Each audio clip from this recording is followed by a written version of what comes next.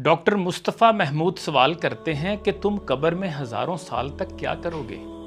फिर वो खुद ही जवाब देते हुए कहते हैं कि मैं तुम्हें एक तरीका बताता हूँ जो मेरे साथ बहुत कारआमद साबित हुआ और जिससे मेरा अपने अल्लाह से ताल्लुक ज़्यादा बेहतर हुआ है।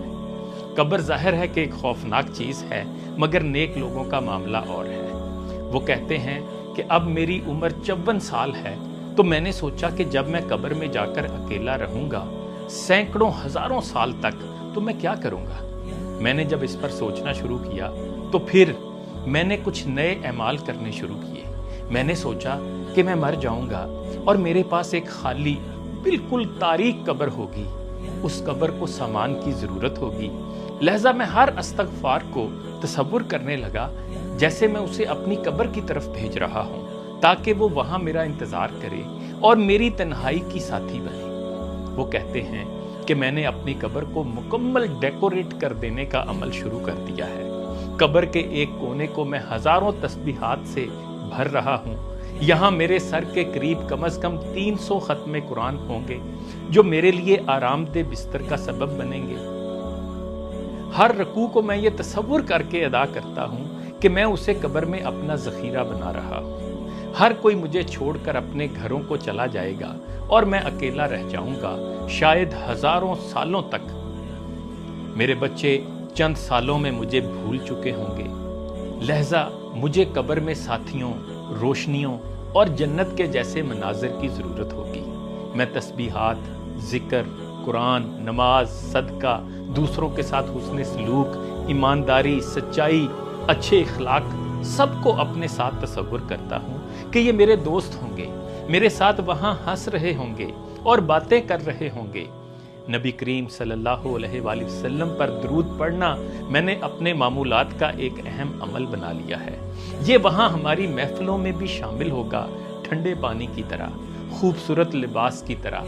मैं ये चाहता हूँ कि मेरी कब्र की ज़िंदगी इस दुनिया की ज़िंदगी से भी ज़्यादा खूबसूरत हो इंशाअल्लाह। क्या ये बेहतर नहीं है कि मैं वहाँ जाकर गीबत, चुगली, हसद और दीगर दुनियावी गुनाहों के नतीजे में बदबूदार कपड़ों, दीमक लगे फर्नीचर और सख्त पथरीले बिस्तर की बजाय अपनी कब्र को बेहतरीन चीज़ों से आरास्ता करूं। मैंने दुनिया में अपना घर बनाने के लिए सारी जिंदगी जान तोड़ मेहनत की, लेकिन ये घर तो मेरे वर्सा का हो जाएगा। असल में तो मेरी सारी मेहनत अपने लिए है ही नहीं, सारे फायदे तो और लोग उठाएंगे। तो मैंने सोचा कि बस बहुत हो गया है, मुझे अपना घर बनाना है जहां सिर्फ मैं ही हूंगा और वहां मुझे एक तवील अरसा गुजारना है।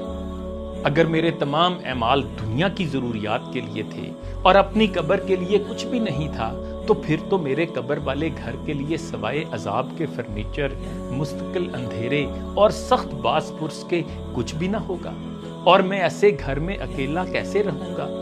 फिर डॉक्टर मुस्तफ़ा कहते हैं कि मेरी आपको भी नसीहत ये है कि आज से अपनी कब्र को अपना बैंक अकाउंट बनाओ, उसमें ज़्यादा से ज़्यादा डिपॉजिट करो और लॉन्ग टर्म वाली पॉलिसी लो।